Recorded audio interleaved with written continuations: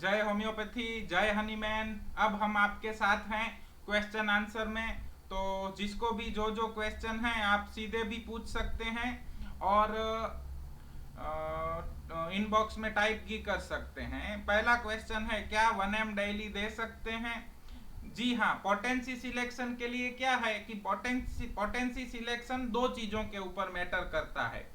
एक चीज है एक चीज है जो है LSMC या कैरेक्टरिस्टिक सिम्टम।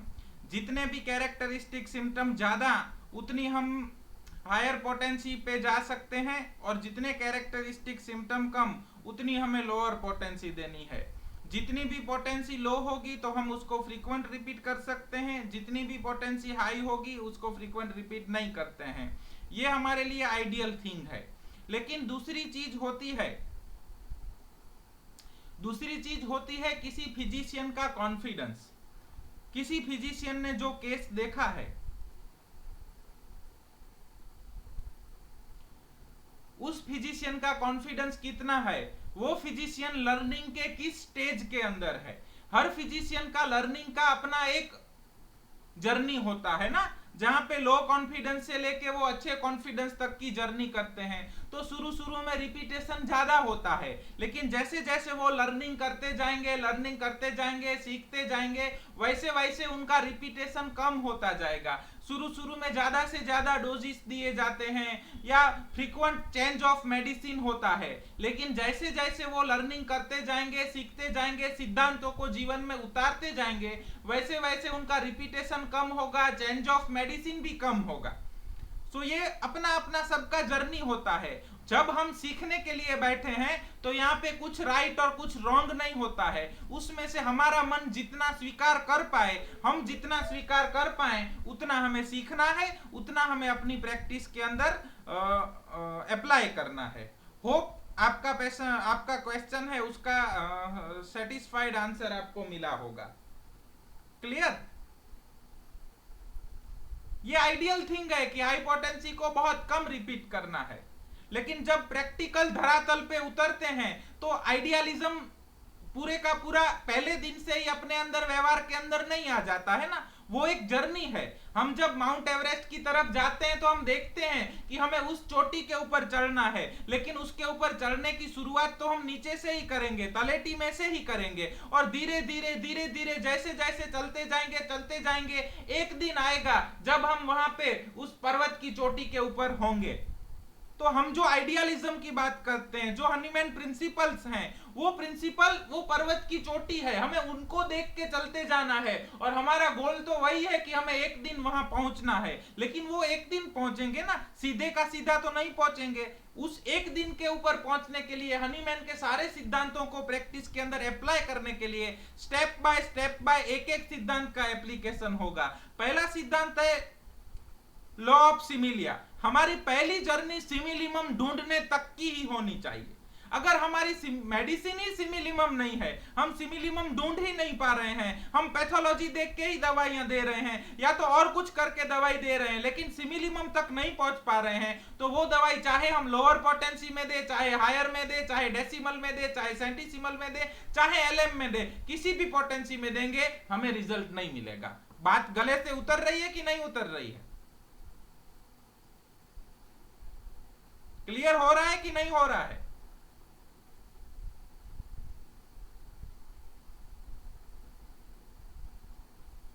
बात समझ रहे हैं कि नहीं समझ रहे हैं?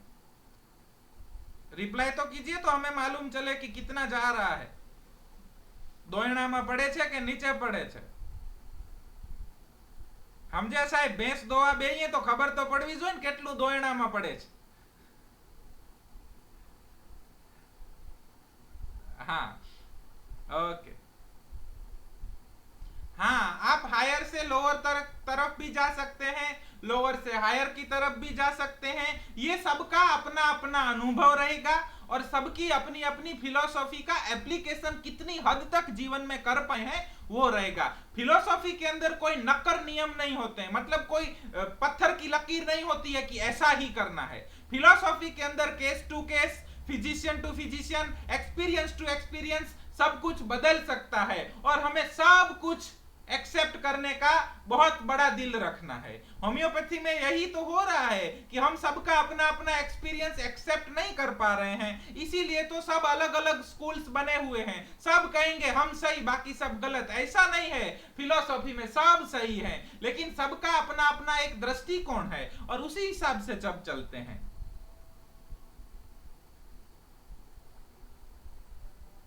कोई भी पोटेंसी दे सकते हैं, लेकिन अपना पहला गोल ये होना चाहिए कि हम सिमिलिमम तक पहुंचे। बात समझ में आ रही है? जब हम सिमिलिमम तक ही नहीं पहुंचे हैं, अगर हमारी मेडिसिन ही डिसिमिलिमम है, हमें वो जर्नी ही नहीं आ रही है सिमिलिमम तक पहुंचने की, ना ही हमें अच्छे सा केस रिसीविंग कर पाते हैं, ना ही टोटालिटी बना पाते हैं, और ना ही सिमिलिमम तक पहुंच पाते हैं, तब तक पोटेंसी की बातें करना दंभ है। ये जर्नी है। पहले इसीलिए हमने पहले व्याख्यान के अंदर आपको पूरे का पूरा फिलॉसफी दिया कि इस फिलॉसफी को अप्लाई करके हमें सिमिलिमम तक पहुंचना है। अब जैसे हम सिमिलिमम तक पहुंचेंगे, उसके बाद दूसरा क्वेश्चन आएगा पोटेंसी सिलेक्शन। लेकिन क्या होता है ना, सब लोग पढ़े लिखे रहते हैं तो सबका अपना अपना एक नजरिया होता है।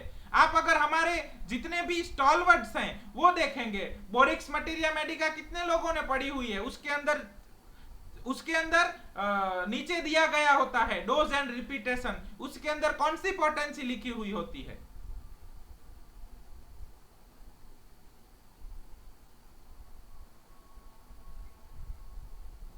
Yes, very good. बहुत सारे केसेस के अंदर 30 से नीचे ही, ज्यादातर केसेस के अंदर, ज्यादातर मेडिसिन के अंदर वहां पे 30 से नीचे का ही पोटेंसी दिया होता है। और आप जब डॉक्टर कैंट के या तो उनके किसी फॉलोअर के या तो इन सब के आप केसेस पढ़ेंगे तो वहां पे देखिए कौन सी पोटेंसी दी गई है। वहां पे ज्यादातर हायर पोटेंसी प्रिस्क्राइब की गई है। अगर हम डॉक्टर क्लार्क की बात करें तो डॉक्टर क्लार्क के प्रिस्क्रिप्शन देखेंगे तो ज्यादातर प्रिस्क्रिप्शन 6C और 12C में है। बात समझ में आ रही है कि नहीं आ रही है? तो अपने जितने भी स्टॉलवर्ड्स हैं ना, उन सबका अपना अपना जर्नी रहा है, उन सबका अपना अपना एक्सपीरियंस रहा है। काफी सारे ऐसे स्टॉलवर्ड्स हैं, काफी सारे ऐसे स्टॉलवर्ड्स हैं कि जिन्होंने ज्यादा तवज्जो जनरल सिम्टम को दी है, लेकिन जनरल में भी क्या, क्वालिफाइड जनरल्स, क्वालिफाइड मेंटल। जी हां, हम बात कर रहे हैं कैंट साहब की। जब आपके केस के अंदर जनरल्स ज्यादा हैं, या तो क्वालिफाइड जनरल्स ज्यादा हैं, या तो आपको जनरल सिम्टम ज्यादा मिल रहे हैं, तब केस में आप हायर पोटेंसी की तरफ जा सकते हैं। 200 1M और उससे भी हायर प्रिस्क्राइब किया जा सकता है। दूसरी चीज, रिपीटेशन। तो वो रिपीटेशन बहुत चीजों के ऊपर निर्भर करता है कि हम कैसे एरिया में प्रैक्टिस कर रहे हैं, हमारे पास कैसे पेशेंट आ रहे हैं, हमारे पास आने वाले पेशेंट का ट्रस्ट हमारे ऊपर कितना है, हमारा खुद का ट्रस्ट अपनी सिमिलिमम के ऊपर कितना है, उसके ऊपर रिपीटेशन निर्भर करता है। और फिर वो जर्नी है। हम जब पहले दिन प्रैक्टिस करने बैठे होते हैं तो हमें इतना कॉन्फिडेंस नहीं होता है। क्यों? क्योंकि हम किसी अच्छे गुरु से अच्छी शिक्षा लेके प्रायोगिक रिजल्ट देख के बैठे हुए नहीं होते। ज्यादातर लोग हैं वो पढ़ने के बाद प्रैक्टिस करने के लिए बैठते हैं, तो उसके बाद क्या होता है कि उतना कॉन्फिडेंस नहीं होता है, तो रिपीटेशन ज्यादा होता है। लेकिन जैसे जैसे सीखते जाएंगे, जैसे जैसे अपना अनुभव बढ़ता जाएगा, वैसे वैसे रिपीटेशन कम होता जाएगा। दूसरी चीज, पहले पहले क्या होता है कि हमारे पास जो पेशेंट आते हैं ना, ज्यादातर पेशेंट देखने के लिए आते हैं और फॉलोअप का रेशियो बहुत कम होता है, फॉल डाउन ज्यादा होता है। तो तब हमें भी ऐसा होता है कि हम इसको ज्यादा दवाई दे दें ताकि इसको अच्छा तो हो जाए, एटलीस्ट वापिस दिखाने न आए तो भी कोई बात नहीं, तो तब भी हमारा रिपीटेशन ज्यादा रहता है। लेकिन जैसे हमारी प्रैक्टिस बढ़ेगी, क्योंकि इस प्रोफेशन में सफेद बालों की वैल्यू ज्यादा है, अनुभव की वैल्यू ज्यादा है, तो जैसे जैसे प्रैक्टिस बढ़ती जाएगी वैसे वैसे अपना एक्सपीरियंस बढ़ता जाएगा, वैसे वैसे पेशेंटों को भी अपने अंदर ट्रस्ट बढ़ता जाएगा और वैसे वैसे रिपीटेशन कम होता जाएगा। बात समझ में आ रही है?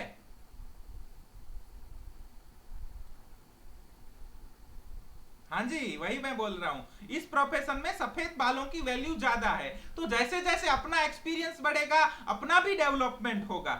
जब हम आइडियल कंडीशन कब अप्लाई कर सकते हैं प्रैक्टिस में, कि जब हम किसी अच्छे गुरु से सीख के आए हैं, उनके साथ 2 3 4 साल रह के आए हैं और उनका पूरा प्रैक्टिस हमने डाइजेस्ट किया है और हम फुल ऑफ कॉन्फिडेंस हैं कि नहीं, हमारे सिद्धांत 110% वर्क करते हैं, तो हम पहले दिन से ही आइडियल कंडीशन में प्रैक्टिस करेंगे। लेकिन वैसी सिचुएशन बहुत कम है हमारे जगत में। बहुत दुख के साथ हमें कहना पड़ता है कि सिखाने वाले और सच्चा सिखाने वाले बहुत कम लोग हैं।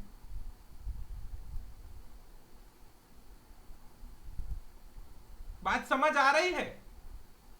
तो इसीलिए हमें इतने प्रश्न रहते हैं कि रिपीटेशन कम करें ज्यादा करें, लेकिन हमारा आपको बहुत सिंपल सॉल्यूशन है कि पहले सिमिलिमम तक पहुंचे। हमारे मित्र साहब ने बताया कि इफ मेडिसिन इज सिमिलिमम, तो किसी भी पोटेंसी में थोड़ा बहुत तो वर्क करेंगे ही करेंगे।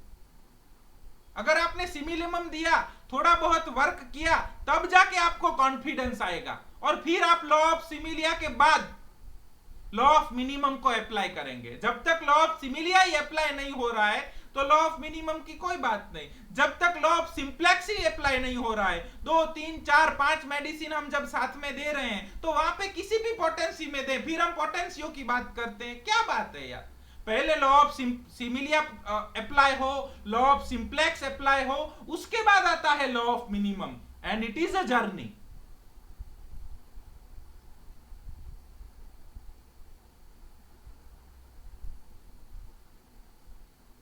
नहीं नहीं नहीं नहीं, कुछ नहीं होता है, कुछ नहीं होता है। अगर आपकी मेडिसिन सिमिलिमम है तो homeopathy can not harm. Homeopathy का मतलब है prescription based on symptom similarity, वो कभी भी नुकसान नहीं करेंगे। उसके लिए ऑर्गेनन का हमारा पूरा सीरीज चल रहा है, बहुत सारे एपोरिज्म के अंदर यही चीज मास्टर हनीमैन ने बताई है। तो जब भी आपको टाइम मिले तो ऑर्गेनन का एक एक व्याख्यान बहुत ध्यान से देखिए, सुनिए, बार बार सुनिए और उसको डाइजेस्ट कीजिए।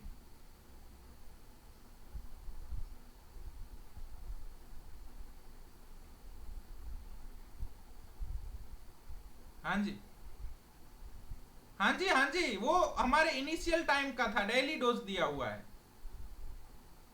हाँ जी, हाँ जी, हाँ बिल्कुल, अपना कॉन्फिडेंस तगड़ा है।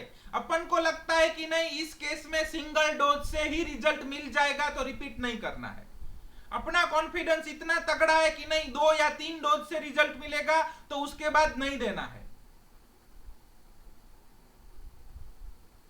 Again everything is based on individuality. Her case अपने आप में इंडिविजुअल है। वही तो लेक्चर चल रहा है, वही तो लेक्चर चल रहा है। आज का हमारा पूरा टाइम पोटेंसी, रिपीटेशन और इसी के ऊपर है, वही चल रहा है अभी। हाँ जी,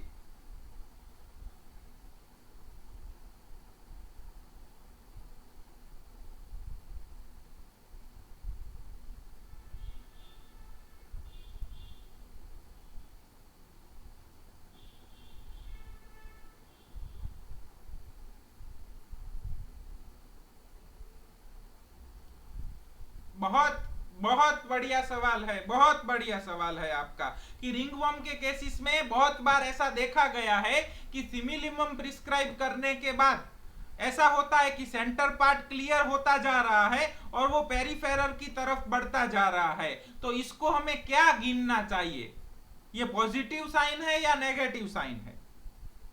very good question, genuine question. बहुत तकलीफें आ रही हैं, वही तो हमने रिपीट किया सर जी। अब देखिए, मेडिसिन प्रिस्क्राइब करने के बाद पैथोलॉजी का कुछ भी हो रहा है, लेकिन पेशेंट को जनरलिटी में बेटर हो रहा है, पेशेंट को प्यास पहले से बड़ी है, उसको कॉन्स्टिपेशन था वो नहीं है, उसको भूख बहुत अच्छी लगने लगी है, या तो पेशेंट पहले से एनर्जेटिक महसूस कर रहे हैं, तो पैथोलॉजी का कुछ भी हो रहा है, it is good sign.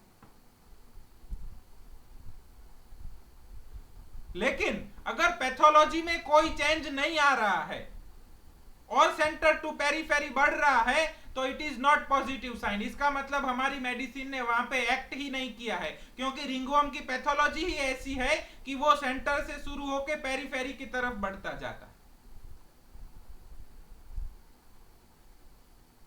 Clear?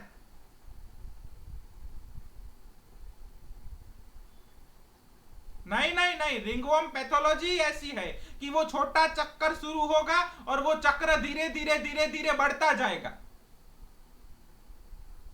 Ringworm का पैथोलॉजी वही है।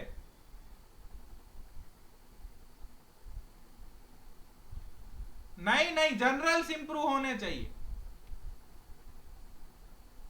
जनरल्स इंप्रूव होते हैं और साथ में भले ही वो पेरीफेरी की तरफ जा रहा है तो इसका मतलब इट इज गुड साइन, हमारी मेडिसिन काम कर रही है।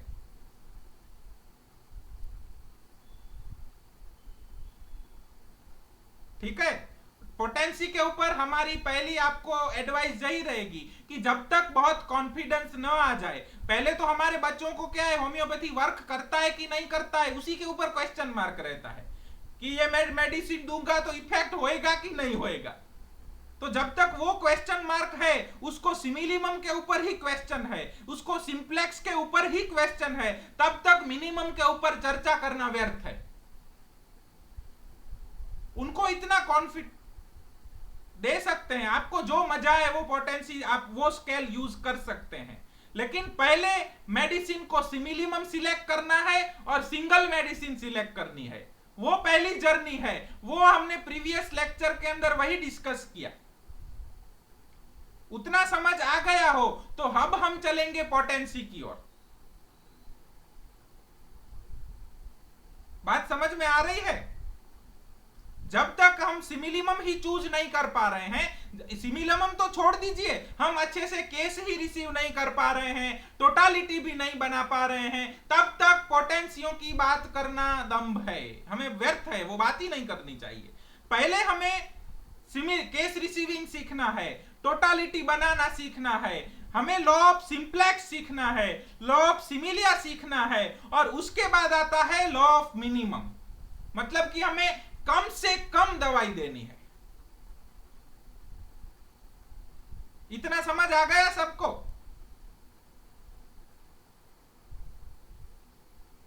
किसी का कोई क्वेश्चन छूट नहीं जा रहा है ना?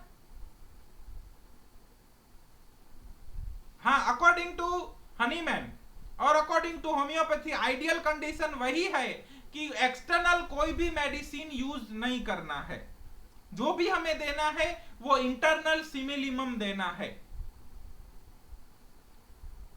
लेकिन कई दफा ऐसा होता जा रहा है कि पेशेंट से सहन नहीं हो रहा है और इनिशियल डेज की प्रैक्टिस है, हमें विश्वास अपने ऊपर नहीं है, पेशेंट को विश्वास हमारे ऊपर नहीं है, तो उस कंडीशन के अंदर हमें नहीं मालूम है, लेकिन सबका अपना अपना एक्सपीरियंस है। आप उसमें जो घरेलू उपचार हैं, नीम का पानी है या हल्दी है या और कुछ है, ऐसे घरेलू उपचार का सजेशन दिया जा सकता है, या कुछ ऐसे अगर बहुत सूखा पड़ रहा है तो उसको मॉइस्ट करने का भी कोई आप उपचार दे सकते हैं, मॉइस्ट है तो उसको कैसे वो सूखा रहे उसके लिए भी सजेशन दिए जा सकते हैं। लेकिन आइडियली हम आपको फिर बता रहे हैं कि आइडियली एवरेस्ट का टोच तो वही है कि हमें एक्सटर्नल एप्लीकेशन में कुछ मेडिसिनल सब्सटेंस नहीं देना है, हम नॉन मेडिकेटेड सब्सटेंस यूज कर सकते हैं। हाँ, कई दफा ऐसा होता है कि जो हम नॉन मेडिकेटेड सब्सटेंस यूज करते हैं वो होम्योपैथी के अंदर मेडिसिन के तौर पे भी हो सकते हैं, लेकिन हमने पोटेंसी के अंदर यूज नहीं करेंगे फिर भी। अब कई दफा पेशेंट खुद ही नीम वाले पानी से नहा के आते हैं, ठीक है, नीम वाले पानी से नहा के आते हैं, उनको नहीं मालूम है, लेकिन होम्योपैथी के अंदर तो एचआरडी का एंडी का मेडिसिन है। तो उससे अगर आपको अपनी पर्सनल प्रैक्टिस में कुछ बेनिफिट मिल रहा है, या तो आपका पेशेंट का आपके ऊपर विश्वास टिक रहा है तो आप कर सकते हैं, लेकिन हनीमैन साहब तो यही कह रहे हैं कि सिर्फ उसको स्वच्छ रखें और सिमिलिमम दें। क्लियर? हाँ जी। कोई भी मदर टिंचर कोई भी आपको जो भी अच्छा लगे और आपका जो भी एक्सपीरियंस रहा हो, आप उसको यूज कर सकते हैं, लेकिन again on the base of individuality. सभी को कैलेंडुला दे दिया, सभी को एजाडी का इंडिका दे दिया, या सभी को petroleum mother tincture external ointment में दे दिया, ऐसा नहीं है। लॉ ऑफ मिनिमम का मतलब है हमें कम से कम दवाइयां देनी है। हमारे जहन में ये हमेशा रहना चाहिए कि हम कम से कम दवाइयों का प्रयोग करेंगे। जब तक हो सके तब तक सिर्फ इंटरनल ही सिमिलिमम ही देनी है। लेकिन जब आपको लग रहा है कि आपका खुद का विश्वास टूट रहा है, या तो पेशेंट का आप में विश्वास टूट रहा है, कई दफा पेशेंट को ही बहुत बार ऐसा होता है कि पेशेंट का विश्वास टूट रहा है, तो ऐसी कंडीशन में हनीमैन आपको नहीं, हमको नहीं बोल रहे हैं कि एक्सटर्नल ऑइंटमेंट यूज कीजिए या एक्सटर्नल मदर टिंचर यूज कीजिए, लेकिन हम जिनका कॉन्फिडेंस बहुत कम है वो लोग उस टाइम पे यूज कर लेते हैं। बात क्लियर हो रही है? हनीमैन के सिद्धांतों में और प्रैक्टिकल जो बातें चल रही हैं उन दोनों में हम नहीं कर रहे हैं कि हमारे डॉक्टर ने बताया, हमारे एक व्यक्ति ने, कि एजाडिका इंडिका मदर टिंचर यूज करो तो यही होम्योपैथिक है और हनीमैन यही बता रहे हैं। हम वही बता रहे हैं कि हनीमैन का आइडियलिज्म वही है कि नेवर अप्लाई एक्सटर्नल मेडिसिन, और हम उसी के ऊपर स्टिक हैं। हम आपको वही सिखा रहे हैं कि हनीमैन वही बताते हैं कि एक्सटर्नल मेडिसिन नहीं देना है। लेकिन काफी बार ऐसा होता है कि पेशेंट बहुत एक्सटर्नल मेडिसिन यूज करके आया है, तो उससे एग्रावेशन सहन नहीं हो रहा है, या तो पेशेंट के साइकोलॉजिकल सेटिस्फेक्शन के लिए भी कई दफा काफी सारे मित्र हैं जो वहां पे कुछ भी एक्सटर्नल देते हैं। लेकिन हम आपको फिर भी कहेंगे कि बने तब तक नॉन मेडिकेटेड सब्सटेंस ही दीजिए। क्लियर? बात समझ में आ गई?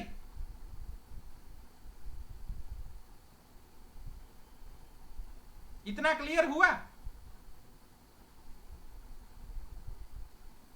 सबका अपना अपना एक्सपीरियंस होगा। कोई बोलेंगे पेट्रोलियम मदर टिंचर दो, कोई बोलेंगे एजाकार्डिका इंडिका दो, कोई बोलेंगे थूजा दो, कोई बोलेंगे कैलेंडुला दो, कोई बोलेंगे और कुछ दो, कोई बोलेंगे और कुछ दो। सबका अपना अपना एक्सपीरियंस होता है। इसको हम मेडिसिन ऑफ एक्सपीरियंस कह सकते हैं। दादी मानू वही दू, गुजराती में क्या बोलते हैं उसको, अपना अपना अनुभव बोल सकते हैं। वो उस मेडिसिन का होम्योपैथिक यूज नहीं है, वो उस मेडिसिन का हर्बल यूज है। सो आप हर्बल यूज के तौर के ऊपर, हर्बल मेडिसिन के तौर के ऊपर कैलेंडुला, थूजा, एजाकार्डिका इंडिका या और कोई भी मेडिसिन यूज कर सकते हैं, लेकिन क्यू फॉर्म के अंदर। लेकिन वो भी कब यूज करना है वो आप समझ गए होंगे। हमें कम से कम दवाइयां यूज करनी है। लॉ ऑफ मिनिमम का मतलब होता है कम से कम, उस केस के मुताबिक जितना कम कर सके उतना कम। क्लियर? बात समझ में आ रही है? और किसी का कुछ प्रश्न रह गया हो तो?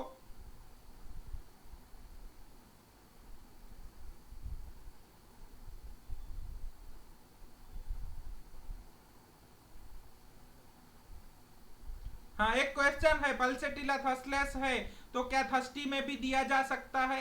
बिल्कुल दिया जा सकता है। पल्सेटिला थर्स्टलेस नहीं है। अगर थर्स्टलेसनेस हमें मार्क्ड मिलता है तो हमें पल्सेटिला सोचनी है। वो लास्ट व्याख्यान के अंदर बहुत अच्छे से क्लियर किए हैं। एक और कहानी आपको सुना देते हैं। हम छोटे थे ना तो एक कहानी आती थी। एक दादाजी थे, वो उनके 4 बेटे थे, लेकिन वो अपने आप में लड़ते झगड़ते रहते थे। तो दादाजी को लगा कि अब मेरे जाने के बाद इनका क्या होगा, तो उन्होंने लकड़ियों का भारा मंगाया, 2 भारे मंगवाए। पहले सबको एक एक लकड़ी दी तो सबने आसानी से तोड़ दी, और फिर उन्होंने पूरा भारा दिया कि इसको तोड़ो, तो किसी से नहीं टूट पाया। तो इस कहानी पे से हमें क्या सीखने को मिलता है?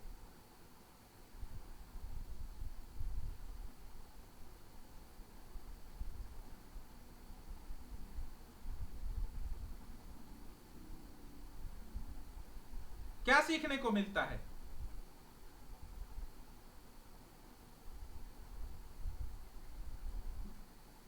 हाँ, तो एक सिम्टम की ज्यादा वैल्यू नहीं है, टोटालिटी की वैल्यू है। यूनिटी इज स्ट्रेंथ, टोटालिटी में स्ट्रेंथ है, एक सिम्टम में स्ट्रेंथ नहीं है। सो किसी एक सिम्टम के ऊपर मेडिसिन प्रिस्क्राइब भी नहीं करना है और किसी एक सिम्टम के लिए मेडिसिन नहीं प्रिस्क्राइब किया ऐसा भी नहीं करना है। क्लियर?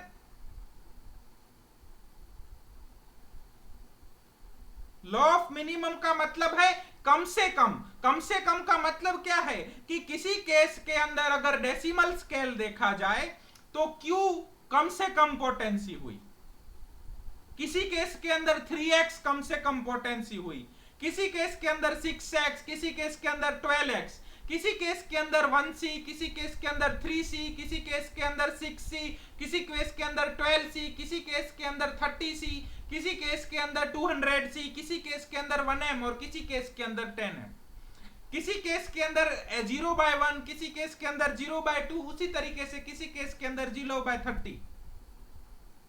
वो कम से कम होनी चाहिए, लेकिन केस टू केस सब कुछ अलग अलग होएगा।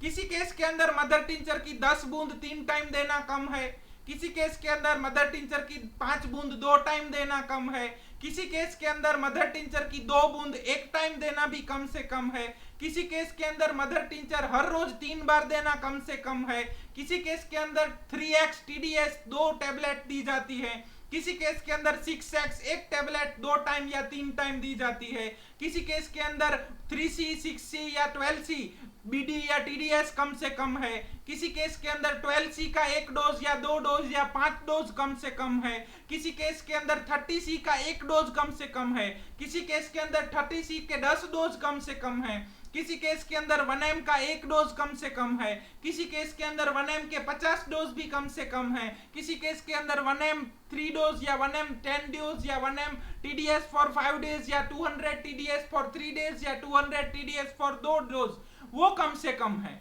बात समझ में आ रही है? क्लियर हो रहा है कि नहीं हो रहा है? ये फिलॉसफी है और इस फिलॉसफी के अंदर हम सब केस के लिए एक ही पोटेंसी या एक ही डोज ऐसा घोषित नहीं कर सकते, वो आपको मिल जाएगा।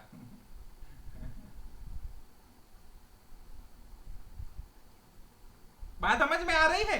किसी केस के लिए एक ग्लोब्यूल्स भी कम से कम हो सकता है, किसी केस के लिए उस ग्लोब्यूल्स को वाटर में डिसॉल्व करके उसमें से 10 बूंदे देना भी कम से कम हो सकता है, किसी केस के लिए 10 ग्लोब्यूल्स भी कम से कम हो सकता है, किसी केस के लिए 10 ग्लोब्यूल्स 3 टाइम भी कम से कम हो सकता है, किसी केस में 10 ग्लोब्यूल्स 1 टाइम भी कम से कम हो सकता है, किसी केस में 1m का 1 ग्लोब्यूल्स भी कम से कम हो सकता है, किसी केस में 1m के 10 ग्लोब्यूल्स भी कम से कम हो सकते हैं, किसी केस में 1m के 10 ग्लोब्यूल्स 3 दफा मतलब कि 30 ग्लोब्यूल्स भी कम से कम हो सकते हैं, किसी केस में 200 TDS भी कम से कम हो सकता है।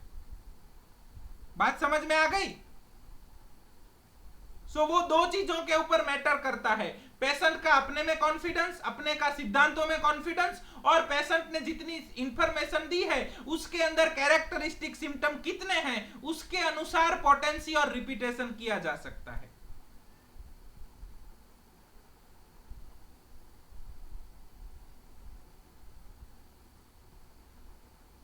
इतना क्लियर हुआ? जब तक पेशेंट को अच्छा फील न होने लगे, जब तक जनरलिटी इंप्रूव न हो, तो हमें, जब से जनरलिटी इंप्रूव होना शुरू हो जाए तो हमें मेडिसिन डिसकंटिन्यू कर सकते हैं। जब तक इंप्रूवमेंट के साइन देखने को न मिले तब तक हम मेडिसिन कंटिन्यू करेंगे।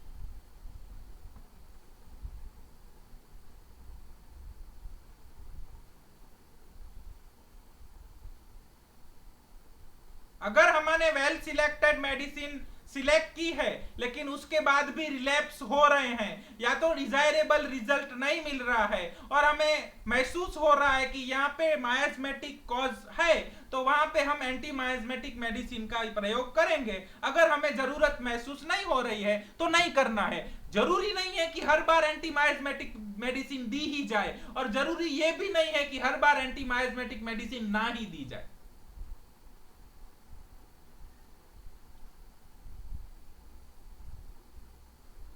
पहले तो बहुत अच्छा क्वेश्चन है कि स्किन के केसेस में एग्रावेशन आए तो क्या करना चाहिए। पहली बात तो होम्योपैथिक एग्रावेशन बहुत रेयर चीज है, वो बहुत कम देखने को मिलता है। बात समझ में आ रही है? बहुत ही कम देखने को मिलता है। सो पेशेंट क्या होता है, कई दफा अभी बहुत सारी स्कूल्स उपलब्ध हैं तो दूसरी पथी की मेडिसिन लेके आते हैं, एक्सटर्नल एप्लीकेशन लगा के आते हैं, सप्रेस करके आते हैं, और होम्योपैथी में हम उसको सप्रेशंस वाले सारे ट्रीटमेंट को बंद करवाएंगे तो पेशेंट का जो भी जितना भी डिसीज है वो पूरा फ्लेयर अप होके बाहर आएगा, वो एग्रावेशन नहीं है। पहले तो हमें अपने पेशेंट को एजुकेट करना है कि हमें आपको ट्रीट करना है, rapid gentle and permanent restore करना है, हमें सप्रेस नहीं करना है। सो आपको थोड़ा सहन करना पड़ेगा, आपको थोड़ा मजबूत रहना पड़ेगा, क्योंकि हमें टाइम लगेगा। जितना सप्रेशन ज्यादा उतना टाइम ज्यादा, जितना माइजमेटिक लोड जाता उतना टाइम और रिकरेंट ज्यादा।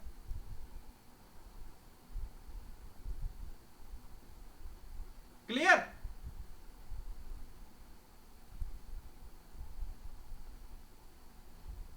इसके अलावा किसी को कोई प्रश्न हो तो कहिए। हमारी आपको एडवाइस यही है कि अगर बिगिनर हैं, शुरुआत कर रहे हैं, तो ज्यादातर अपनी शुरुआत 12 या 30 पोटेंसी से ज्यादा 200 पोटेंसी से ही करनी है, उससे ज्यादा नहीं जाना है, क्योंकि अपना केस रिसीविंग बहुत नया नया है, अपनी टोटालिटी नई नई है, तो कई दफा चांसेस होते हैं कि हम सिमिलिमम मेडिसिन तक नहीं पहुंचते हैं। और अगर हमने हाई पोटेंसी के अंदर ज्यादा रिपीटिशन के अंदर डिसिमिलर मेडिसिन दे दी तो उसका क्या होगा, वो जवाब ऑर्गेनन के व्याख्यान के अंदर देने दिए हैं हनीमैन साहब ने, कि जब डिसिमिलर मेडिसिन लंबे समय तक बार बार रिपीट की जाती है तो वहां पे आर्टिफिशियल क्रॉनिक डिसीज पैदा होता है, और when two dissimilar disease meet in the body there can be repulsion, there can be suspension, और then can be formation of the complex disease. सो अगर हम हायर पोटेंसी प्रिस्क्राइब कर रहे हैं तो हमें पोटेंसी उसका रिपीटेशन कम रखना है, और हम बहुत ज्यादा कॉन्फिडेंट हैं कि अपना केस रिसीविंग भी तगड़ा है, टोटालिटी भी कंफर्म है और मेडिसिन यही है, तब जाके हम हायर पोटेंसी में प्रिस्क्राइब करना है। नहीं तो हमें ज्यादातर 30 से बिगिनिंग करेंगे, अगर रिजल्ट नहीं मिल रहा है तो आगे उसको 200 में जा सकते हैं, और 200 से दिए जाके अगर रिजल्ट नहीं है तो ही 1M की ओर बढ़ना है। ज्यादातर केसेस 30-200 में सॉल्व हो रहे हैं। और किसी को कोई प्रश्न पोटेंसी या रिपीटेशन के रिगार्डिंग? होप क्लियर हो गए होंगे सब।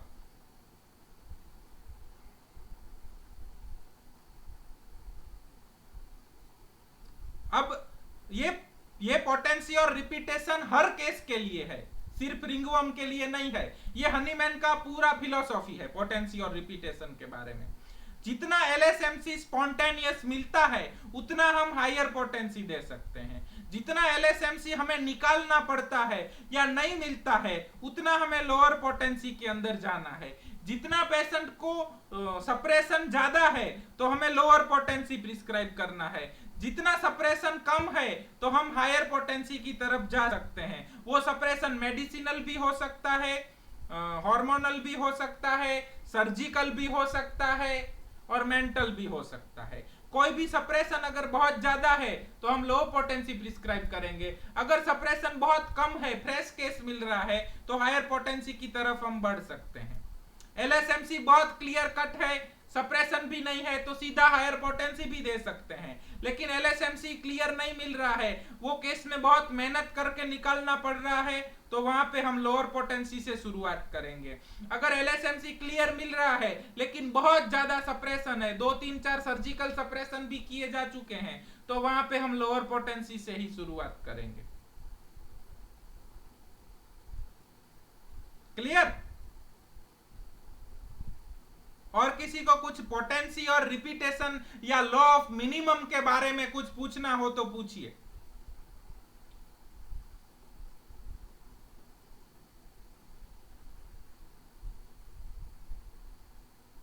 हायर पोटेंसी के बाद भी लोअर पोटेंसी प्रिस्क्राइब की जा सकती है। कई दफा ऐसा देखने को मिलता है कि 1M या 10M या उससे भी हायर पोटेंसिया देने के बाद जो रिजल्ट नहीं मिलता है वो रिजल्ट 6C या 12C देने के बाद भी मिल रहा है। क्योंकि कई दफा जब वाइटल फोर्स बहुत वीक हो जाता है ना, अल्टीमेटली पोटेंसी किसके लिए है, वाइटल फोर्स को हमें याद रखना है, तो कई दफा बहुत सारे पैथोलॉजी होती हैं, बहुत सारे सप्रेशन होते हैं, तो वाइटल फोर्स वीक हो जाता है। तो वीक हो जाता है तो वो हायर फ्रीक्वेंसी के ऊपर वाइब्रेट ही नहीं करेगा। कई दफा वही medicine 1M potency 10M potency में देने के बाद रिजल्ट शुरू नहीं होते हैं या इंप्रूवमेंट देखने को नहीं मिल रहा होता है, लेकिन उसी मेडिसिन को जब 30 या 12 पोटेंसी में या 6 पोटेंसी में प्रिस्क्राइब किया गया तो बहुत अच्छे रिजल्ट मिले। क्यों? क्योंकि वाइटल फोर्स इतना वीक था कि वो हायर पोटेंसी के सामने रिस्पॉन्ड ही नहीं कर पा रहा था। सो पोटेंसी का सिलेक्शन ही हम बहुत आर्ट है, और पोटेंसी का सिलेक्शन वाइटल फोर्स की ताकत के अनुसार होगा। वाइटल फोर्स ताकतवर होगा तो ज्यादा से ज्यादा कैरेक्टरिस्टिक सिम्टम मिलेंगे और कम से कम पैथोलॉजियां होंगी, और वाइटल फोर्स वीक है उसका मतलब ज्यादा से ज्यादा पैथोलॉजी है और कम से कम कैरेक्टरिस्टिक सिम्टम है। तो अगर हमें ज्यादा कैरेक्टरिस्टिक सिम्टम और कम पैथोलॉजी देखने को मिलती है तो हम वहां पे हायर पोटेंसी की तरफ जा सकते हैं। अगर ज्यादा पैथोलॉजी और कम कैरेक्टरिस्टिक सिम्टम देखने को मिलते हैं तो वहां पे हमें लोअर पोटेंसी अच्छा रिजल्ट देंगी। उसी तरीके से मायाजम के अंदर देखना है, जब सोरा बेसिक मायाजम है और सोरिक मैनिफेस्टेशन देखने को मिल रहा है तो वहां पे ज्यादा से ज्यादा कैरेक्टरिस्टिक सिम्टम मिलेंगे, और जितने ज्यादा कैरेक्टरिस्टिक सिम्टम मिलेंगे हम वहां पे उतनी हायर पोटेंसी प्रिस्क्राइब कर पाएंगे। हम वहां सीधा 1M 10M या उससे भी ज्यादा पोटेंसी प्रिस्क्राइब कर सकते हैं और वहां पे हमें उससे अच्छे रिजल्ट मिलेंगे। वहां हमें 12 या 6 या 30 पोटेंसी से उतने अच्छे रिजल्ट नहीं मिलेंगे। लेकिन जब मैनिफेस्टेशन साइकोटिक हो रहा है,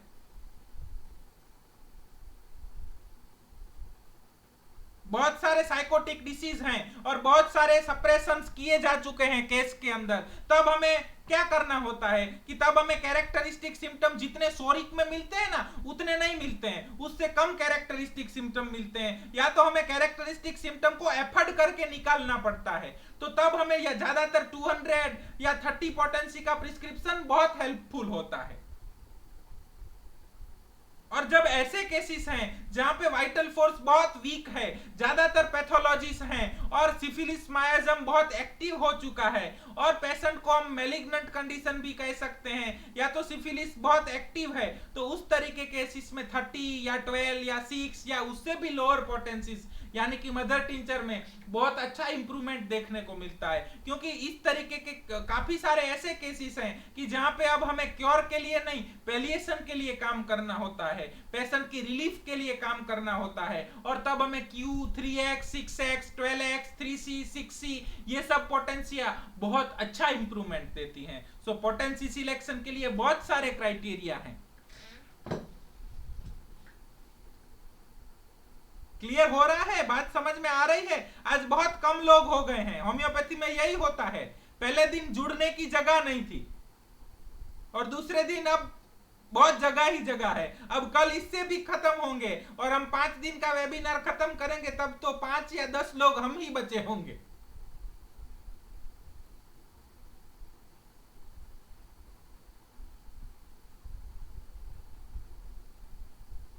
तो उसका हमें कोई दुख भी नहीं है, क्योंकि ये हमारे गुरुओं से हमें जो मिला है वो हम आप तक पहुंचा रहे हैं बस।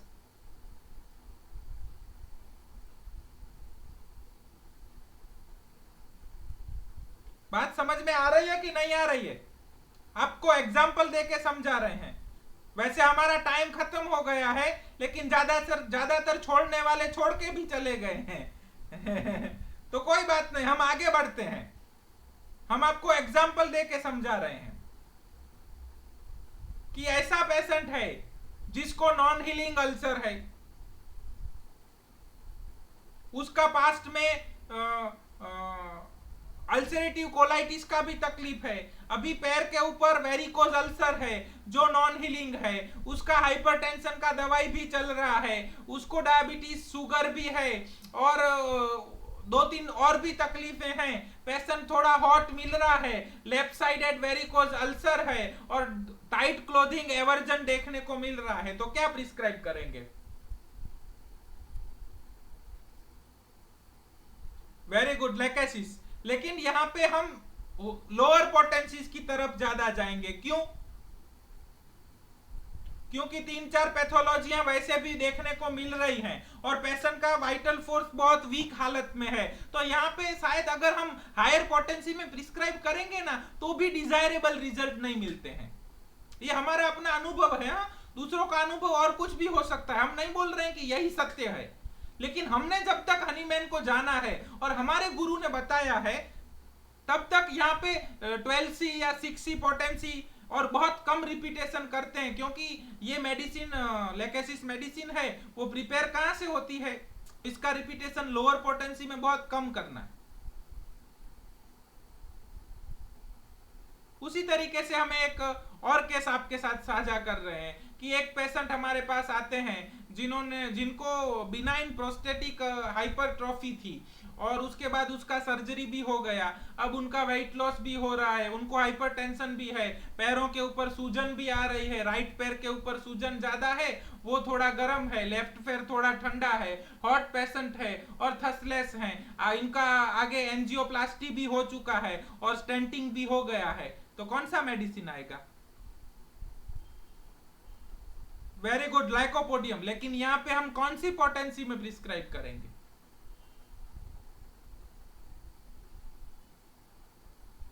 वेरी गुड, लाइकोपोडियम 6 या लाइकोपोडियम 12, ज्यादा से ज्यादा लाइकोपोडियम 30।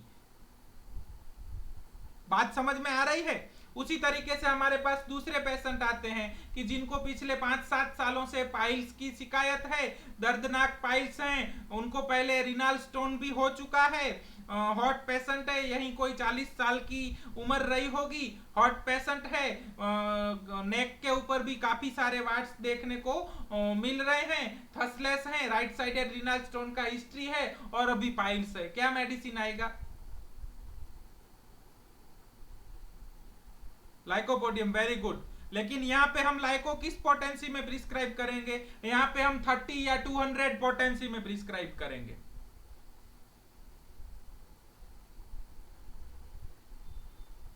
बात समझ में आ रही है? उसी तरीके से हमारे पास तीसरे एक पेशेंट आए जिनको अभी कॉन्स्टिपेशन की शिकायत है और वो बच्चा है, छोटा बच्चा, 3-4 साल का बच्चा है जिसको कॉन्स्टिपेशन की शिकायत है और वो खाने में उसको स्वीट बहुत पसंद है, इतना पसंद है कि वो कुछ स्वीट घर में रहने ही नहीं देता, और उस बच्चा इतना अकड़ू और जिद्दी है कि वो जैसे बोले वैसा तो होना ही चाहिए, अगर वो ऐसा नहीं होता तो वो रूठ जाता है या चिल्लाने लगता है, हॉट पेशेंट है और उसको गैस की भी तकलीफ रहती है, कौन सा मेडिसिन आएगा?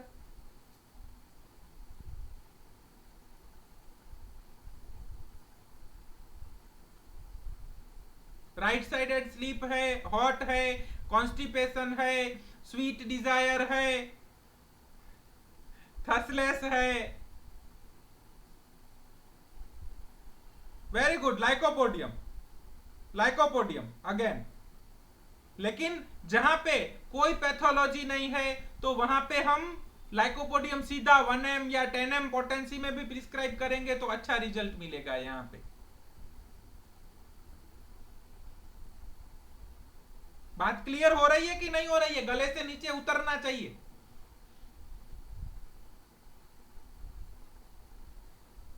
हो रही है ना? उसी तरीके से अगर, हाँ जी कहिए।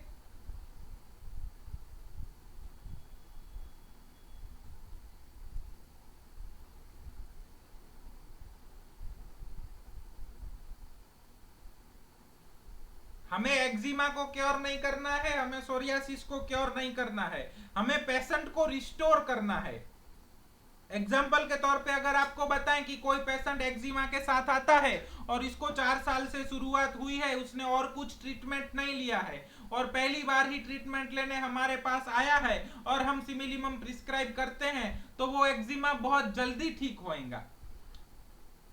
कोई ऐसा पेशेंट है जिसको पास्ट में भी स्किन के या दूसरे और कुछ बहुत सारी तकलीफें हुई थी, बीच में उसको गैस्ट्रोएंट्राइटिस भी हो गया था, न्यूमोनिया भी हो गया था, उसको पाइल्स भी थे, उसकी भी सर्जरी हो गई है, उसको स्टोन भी था, उसका भी सर्जरी या कुछ ऐसा ट्रीटमेंट हुआ है जहाँ पे सिमिलीमम नहीं दिया गया है, और अब उसको एक्जिमा हुआ है और उसके लिए उसने बहुत सारे लोकल ऑइंटमेंट वगैरह यूज किए हैं, बहुत सारी अलग अलग दवाइयां लेने के बाद हमारे पास आए हैं, तो सिमिलीमम देने के बावजूद इस एक्जिमा को ट्रीट होने में बहुत लंबा टाइम लगेगा।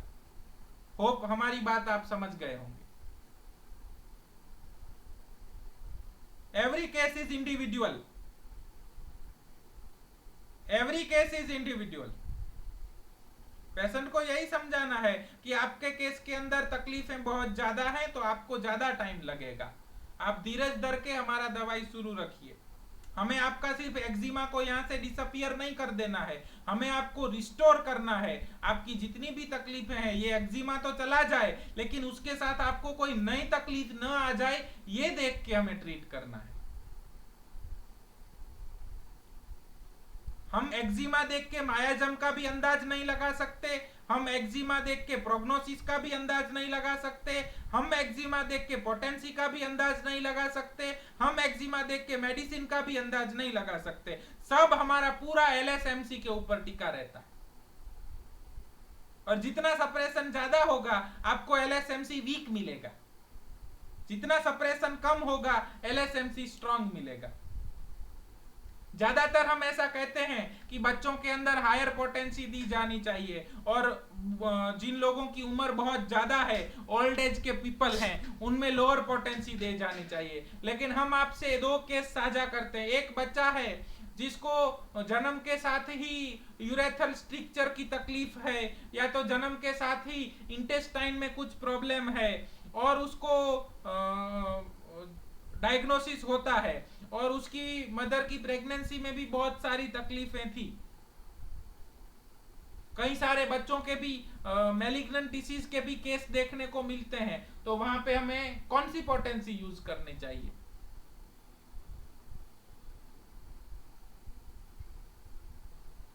वहां पे हम लोअर पोटेंसी में जाएंगे। और कोई ओल्ड एज के महात्मा हमारे पास आते हैं जिनको डॉक्टर साहब 60 साल में मैंने कभी दवाखाने का मुंह तक नहीं देखा है, मुझे कभी कुछ नहीं हुआ है, आज पहली बार मुझे ये थोड़ा कब्ज का शिकायत हुआ है या पाइल्स का शिकायत हुआ है, तो उनमें कौन सी पोटेंसी देंगे?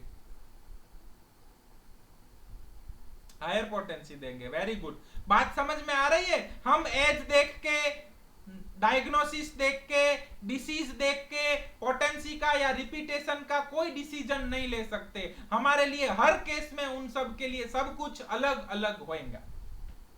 पोटेंसी सिलेक्शन के बारे में हमने बात कर ली, अब बात करते हैं रिपीटेशन के बारे में।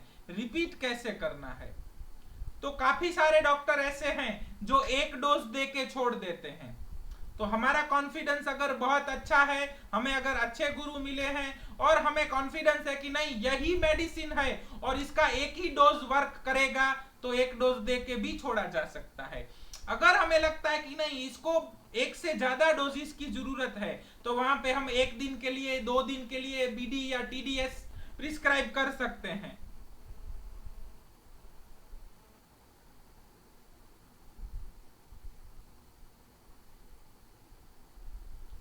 वहां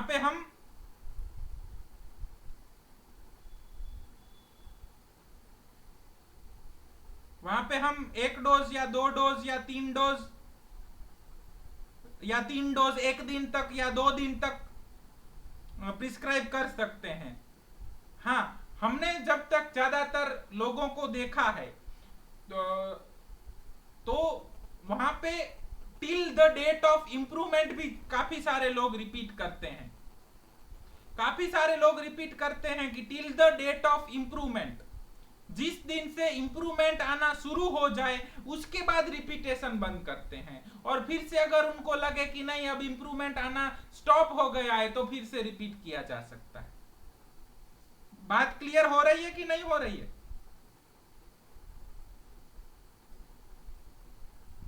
आवाज आ रही है? Am I audible?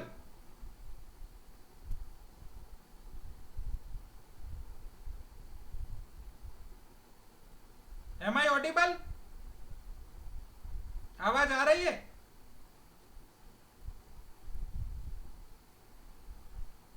Am I audible? Am I audible? Am I audible? आवाज आ रही है? ओके, सॉरी नेटवर्क प्रॉब्लम था। तो हमने आपको वही बताया कि अगर बहुत कॉन्फिडेंस है तो एक बहुत जो एजेड प्रैक्टिशनर देखे हैं, जितने भी हमारे स्टॉलवर्ड्स हैं, तो वो एक डोज दे के भी छोड़ते हैं हायर पोटेंसी का। काफी सारे स्टॉलवर्ड्स ऐसे हैं जो लोअर पोटेंसी को बार बार रिपीट कर रहे हैं। तो लेकिन आइडियल कंडीशन जो देखी है, जो ज्यादातर लोग करते हैं, मेजोरिटी जो फॉलो करते हैं, कि till the date of improvement, जब तक इंप्रूवमेंट नहीं आ जाता है, इंप्रूवमेंट के साइन देखने शुरू नहीं होते हैं, तब तक डेली एक डोज या 2 डोज रिपीट किया जा सकता है। लेकिन इंप्रूवमेंट के साइन आने के बाद हमें मेडिसिन को रिपीटेशन स्टॉप करना है। जब हमें लगे कि नहीं अब इंप्रूवमेंट आना बंद हो गया है, तो तब हम फिर से रिपीटेशन कर सकते हैं। फिर से इंप्रूवमेंट स्टार्ट हो तो फिर से रिपीटेशन बंद करना है। इस तरीके से हमें केसेस मैनेज करने होते हैं। हम किसी को गलत नहीं बता रहे हैं। जो लोग एक डोज दे के भी छोड़ देते हैं वो भी अपनी जगह सही है। जो लोग 1 दिन या 2 दिन देते हैं वो भी सही है। और जो लोग 1-2 दिन से ज्यादा दिन देते हैं उनका भी अपना एक्सपीरियंस है। हमें क्या करना है वो हमें डिसाइड करना है। क्लियर? रिपीटेशन क्लियर हो गया कि नहीं हुआ?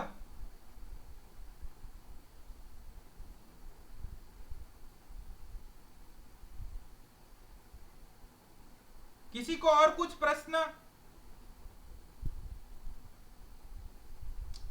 नेटवर्क के कारण आगे के मैसेज चले गए हैं। किसी का प्रश्न छूट गया है तो आप टाइप कर दीजिए प्लीज।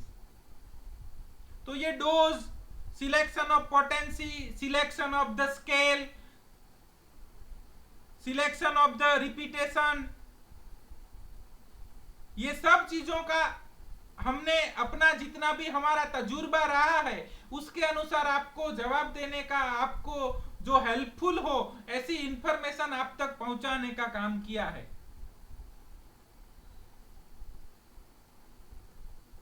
वो एग्रावेशन आ जाए तो क्या फिर से वही मेडिसिन कंटिन्यू करनी है? हाँ, अगर वो होम्योपैथिक एग्रावेशन है तो उसी मेडिसिन को आप लोअर पोटेंसी में कंटिन्यू कर सकते हैं।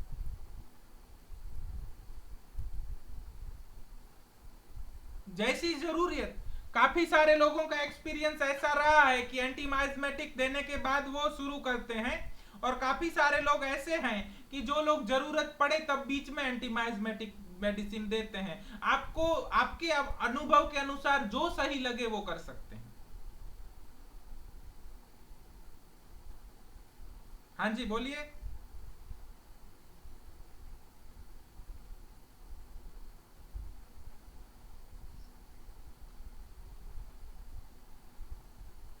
हाँ जी, अगर आपको बहुत सप्रेस किए गए स्किन डिसीज मिल रहे हैं, या तो ऐसे पेशेंट मिल रहे हैं जिनके अंदर बहुत सप्रेशन है, तो वहां पे हम ट्राइचुरेशन का भी यूज कर सकते हैं। अभी तक हमारा बहुत अनुभव नहीं रहा है, लेकिन फिलोसॉफी के बेस के ऊपर हम आपको इतना बता सकते हैं कि जब बहुत सप्रेशन किया गया है, 2 साल 3 साल 4 साल का सप्रेस किया गया कंडीशन या सप्रेस हुआ केस हमारे पास आता है, या तो ऐसा केस है जिसमें बहुत सारी पैथोलॉजीज हैं और साथ में स्किन कंडीशन है, तो वहां पे ट्राइचुरेशन का भी यूज किया जा सकता है।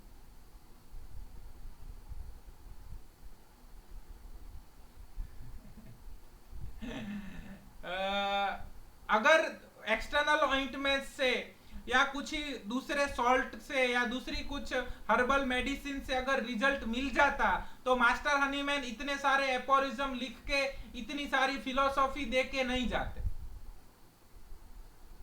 सो जो rapid, gentle and permanent restoration है वो केवल और केवल सिमिलिमम से होगा। आप हर्बल मेडिसिन हैं या घरगथ्थू उपचार हैं या मदर टिंचर हैं या बायोकेमिक मेडिसिन हैं या और कुछ हैं, ये सब पेशेंट की कुछ एक चीफ कंप्लेंट को कम करने के लिए या उसको आराम पहुंचाने के लिए हम उसको साथ में यूज कर सकते हैं, अगर करना है तो वो अगेन उस फिजिशियन के ऊपर निर्भर करता है। ज्यादा आइडियलिस्टिक फिजिशियन है तो हनीमैन साहब तो यही कहते हैं कि और कुछ यूज नहीं करना है। लेकिन कई दफा बहुत सप्रेस्ड केस होते हैं, पेशेंट बहुत सफर कर रहा होता है, तो पहले उसको इंस्टेंट रिलीफ की जरूरत होती है या कुछ सहारा चाहिए होता है, तो उस टाइम पे बहुत सारे फिजिशियन इसका यूज करते हैं।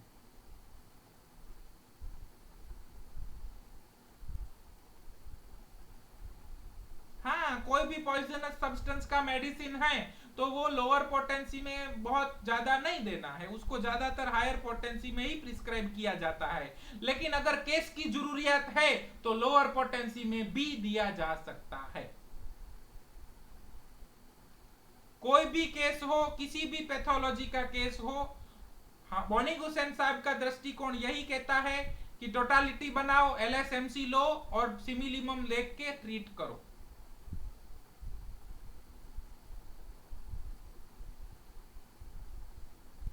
और किसी को कोई प्रश्न?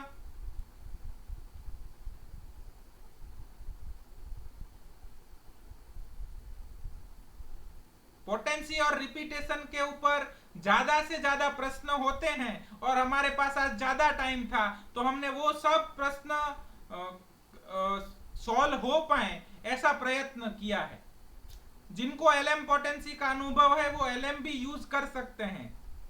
हमको कम से कम दवाई देनी है, बस इतना याद रखना है, अपने दिमाग में इतना होना चाहिए, कम से कम दवाई देनी है।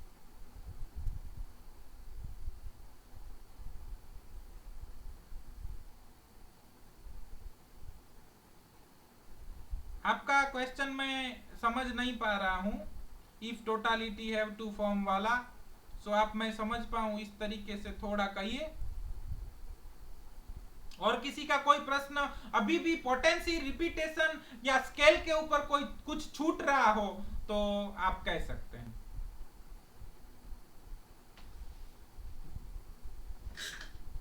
पांडे जी आवाज नहीं आ रही है, टाइप कर दीजिए, कोई बात नहीं।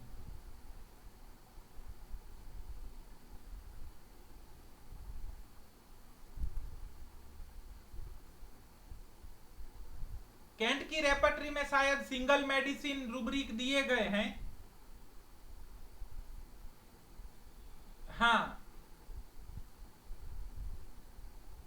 कैंट रेपर्टरी में सिंगल मेडिसिन रूब्रिक दिए गए हैं, लेकिन अगर पूरी टोटालिटी के साथ वो सिंगल मेडिसिन रूब्रिक मिलता है तो हमें वो मेडिसिन प्रिस्क्राइब कर सकते हैं।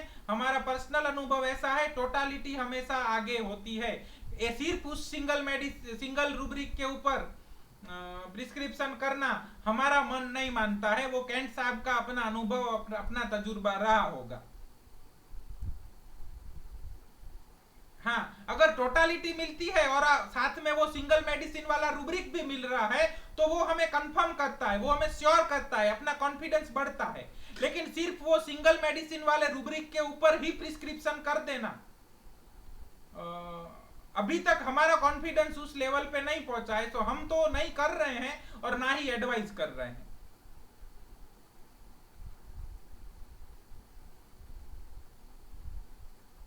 अगर रिंगवर्म क्लियर हो गया है लेकिन कभी कभार इचिंग आ जाती है तो जब जब उसको जरूरत लगे हमें अपना मेडिसिन रिपीट करना है।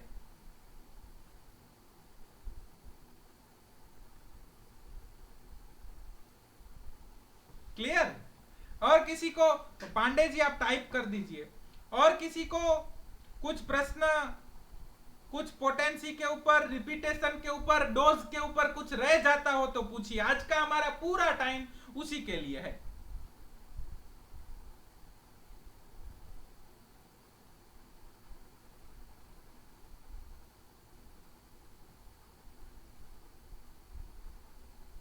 हम ज्यादातर क्या करते हैं, कोई डॉक्टर ने 1 MBD या 1 MTDS दे दिया तो हम बोलेंगे ये क्या कर दिया, ये गलत कर दिया। हमें किसी को सही और गलत साबित नहीं करना है। कोई डॉक्टर अगर एक डोज दे के छोड़ देता है तो हम बोलेंगे नहीं, एक डोज से कैसे रिजल्ट मिलेगा, आपको रिपीट करना चाहिए। मतलब अपना अपना सबका एक तजुर्बा रहा होता है, अपनी अपनी थॉट प्रोसेस होती है और हम सब ऐसा ही मानते हैं कि सिर्फ हम सही और बाकी सब गलत। हमें किसी को सही और गलत नहीं ठहराना है। हमें क्या करना है वो हमें डिसाइड करना है और हमें वैसे चलना है। तो हमारा कॉन्फिडेंस कम होता है कई दफा ऐसा देखने को मिला है कि पेशेंट बहुत दूर से आया है तो उसको रिपीटेशन कर देते हैं।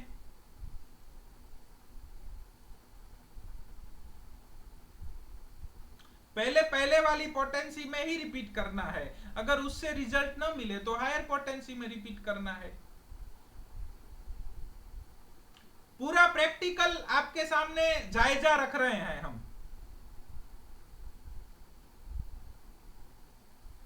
तीस के ऊपर आ गए हैं 130 में से।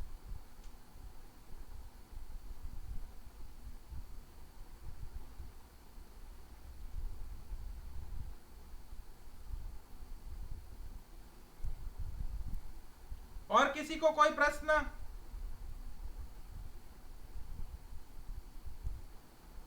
ऐसा कतई नहीं है कि हायर पोटेंसी कभी रिपीट नहीं की जा सकती है। ऐसा कतई नहीं है कि लोअर पोटेंसी को बार बार रिपीट करना है। लोअर पोटेंसी को भी सिंगल डोज में प्रिस्क्राइब किया जा सकता है।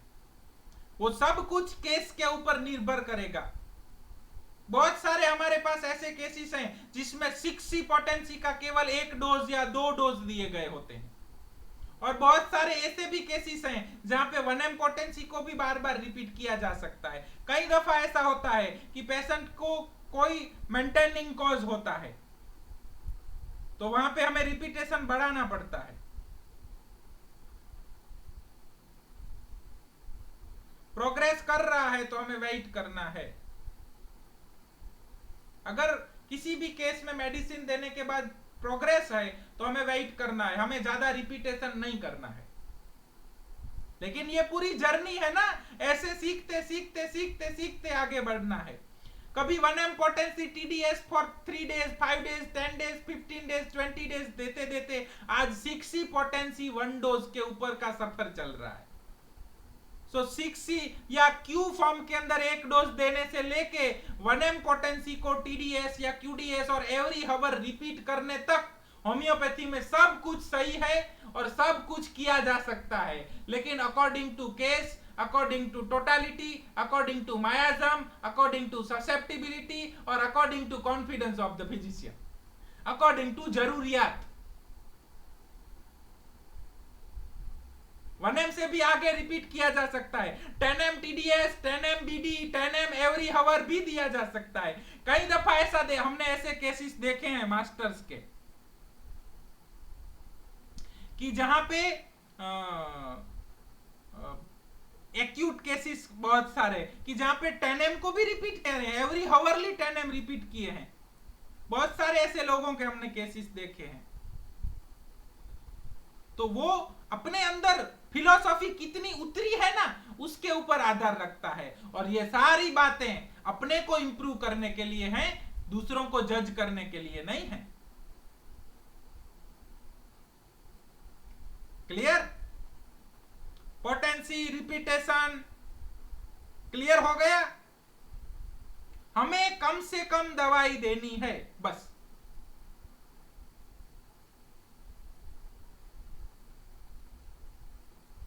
पहले तो कम से कम दवाई मतलब एक ही दवाई देनी है, वहां तक आना है। एक के बाद उस दवाई को भी कम से कम मटेरियल सब्सटेंस यूज हो वैसे देनी है।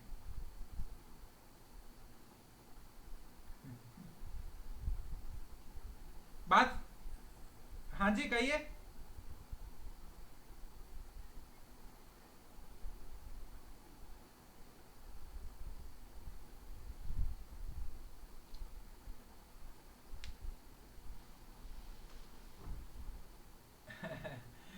एक पेशेंट को वाट्स है, 4 साल पुराना है, लेकिन सिर्फ वाट ही हुआ है और कुछ तकलीफ नहीं है, बहुत बढ़िया है, मम्मी पापा भी बहुत अच्छे हैं, खाना पीना में स्वीट बहुत पसंद है, थसलेस है और राइट साइडेड वाट्स ज्यादा हैं और हॉट पेशेंट है। तो इसमें कौन सा मेडिसिन आएगा? लाइकोपोडियम। लेकिन लाइकोपोडियम कौन सी पोटेंसी में हम यूज करेंगे? हायर पोटेंसी में यूज करेंगे। और इस केस में, हाँ, इस केस में हमें रिजल्ट जल्दी मिलेगा। दूसरा केस है जहां पे वाट्स हैं, राइट साइडेड वाट्स ज्यादा हैं, थसलेस हैं, हॉट हैं, लेकिन इनका राइट साइडेड स्टोन का सर्जरी भी हुआ है, दूसरी बार बर्बेरिस वगैरह पी के स्टोन निकल गया है, इनके पिताजी को भी ट्यूमर्स का और स्टोन का तकलीफ हो चुका है, माताजी को भी अस्थमा का तकलीफ था, बचपन में टॉन्सिल का सर्जरी करवाए हुए हैं। अब क्या करेंगे इस केस में? कौन सा मेडिसिन आएगा? लाइको ही आएगा, लेकिन उसको लोअर पोटेंसी में प्रिस्क्राइब करना है और इस केस में रिजल्ट मिलने में हमें लंबा टाइम लगेगा। जितना डीप सीटेड मायाजम उतना टाइम ज्यादा लगेगा, जितना मायाजम की स्टेट बहुत कम होगी उतना टाइम कम लगेगा। होप आपका जवाब आपको मिल गया होगा। दोनों को वाट है, दोनों में लाइकोपोडियम है, लेकिन according to past history and according to family history result में डिफरेंशिएशन मिलेगा हमें। मायाजम का वही तो रोल है ना।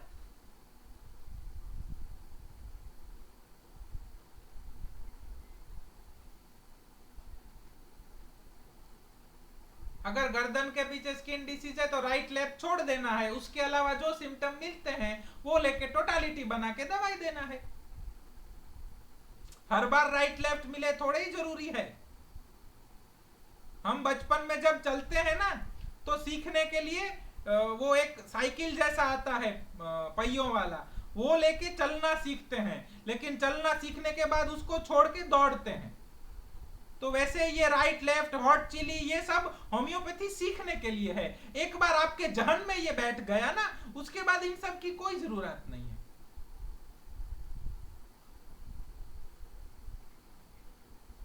हाँ हाँ, क्लियर।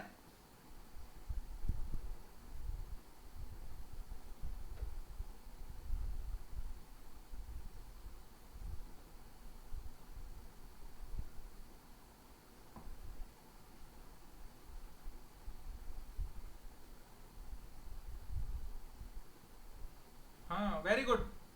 उसी तरीके से अगर एक पेशेंट हमारे पास आते हैं जो बहुत रोबुस्ट पर्सनालिटी है, फिजिकल वर्क करते हैं, किसानी करते हैं और बहुत खड़तल शरीर बोलते हैं ना जिसको, बहुत स्ट्रांग है और सब कुछ चलता है, बारिश चलती है, ठंड चलती है, गर्मी चलती है, जहां पे हमें एलएसएमसी क्लियर नहीं मिल रहे हैं तो वहां पे हम लोअर पोटेंसी प्रिस्क्राइब कर सकते हैं। कोई बहुत सोफेस्टिकेटेड इंसान आते हैं, बहुत सेंसिटिव हैं, सर उसने मुझे ऐसा बोल दिया तो मुझे बहुत हर्ट हुआ, मुझे बहुत महसूस हुआ। उनको अगर कोई कुछ भी बोल दे तो बहुत महसूस हो जाता है, बहुत हर्ट हो जाता है, तो वहां पे हम हायर पोटेंसी प्रिस्क्राइब कर सकते हैं। क्लियर? समझ आ रहा है कि नहीं आ रहा है? ये एक बार में सब कुछ डाइजेस्ट नहीं हो जाएगा, इसके लिए इस व्याख्यान को बार बार देखना पड़ेगा और उसको अप्लाई करना पड़ेगा।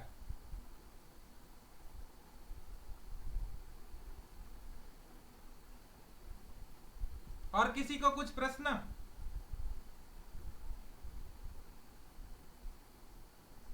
मदर टिंचर को 10-10 बूंद या 15-15 बूंद टीडीएस या क्यूडीएस या हर घंटे में देने से लेके 1M या 10M या 50M या LM पोटेंसी को हर हर घंटे देने तक होम्योपैथी में सब कुछ सही है और सब कुछ जायज है। लेकिन आपकी मेडिसिन सिमिलिमम होनी चाहिए और सिंप्लेक्स होनी चाहिए। उसके बाद एलएसएमसी ज्यादा नहीं मिलेगा। जितनी सेंसिटिविटी ज्यादा है तो पोटेंसी ज्यादा जाएगी, सेंसिटिविटी कम है तो पोटेंसी कम जाएगी।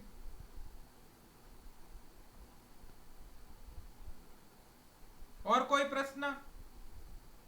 देखिए आज पोटेंसी और रिपीटेशन को यहीं छोड़ देंगे, फिर बार बार इसको हम रिपीट नहीं करना है। हर बार हर व्याख्यान के अंदर यही सवाल रहते हैं क्योंकि सबको ऐसा होता है ना कि दूसरी मेथड्स की तरह हमें भी एक पोटेंसी मिल जाए, एक रिपीटेशन मिल जाए कि एक्जिमा हो तो ये पोटेंसी दे दो, सोरियासिस हो तो ये पोटेंसी दे दो, ये हो तो ये दवाई दे दो, वो हो तो वो दवाई दे दो। होम्योपैथी में ऐसा नहीं होगा। होम्योपैथी सिद्धांतों पे चलती है और सिद्धांतों के अंदर पहला सिद्धांत है इंडिविजुअलाइजेशन, यानी कि सब कुछ अलग अलग है, हर केस अलग अलग है, हर डायग्नोसिस अलग अलग है, हर मेडिसिन अलग अलग है, हर रोग अलग अलग है, हर व्यक्ति अलग अलग है, तो पोटेंसी भी अलग अलग होगी, रिपीटेशन भी अलग होगा, सब कुछ अलग अलग होगा।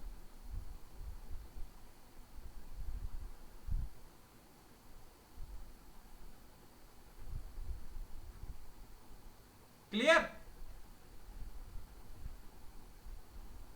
और एग्रावेशन जैसा बहुत कुछ नहीं मिलता है, क्योंकि अपने इंडिया में लोग इतने मसाले खाते हैं जो यूजुअली हर्बल मेडिसिन ही है, जिनको हम मेडिसिन ही बोल सकते हैं ना, ठीक है, वो खाने के बाद भी उनको कुछ नहीं होता है, तो हम तो उसको माइन्यूट डोज में देते हैं, उससे काय का एग्रावेशन आएगा भाई?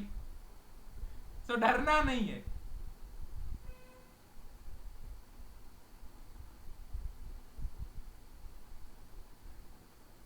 कोई व्यक्ति ऐसा है जो बहुत दवाइयां खा के सप्रेशन करके आया है और तो वहां पे लोअर पोटेंसी प्रिस्क्राइब की जाती है।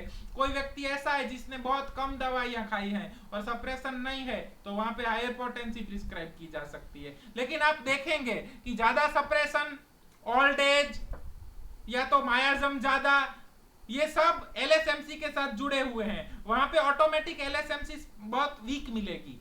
और जहां पे कम सप्रेशन, कम मायाजम और अर्ली एज होगी, तो वहां पे ऑटोमेटिक एलएसएमसी बहुत स्ट्रांग मिलेगी। क्लियर?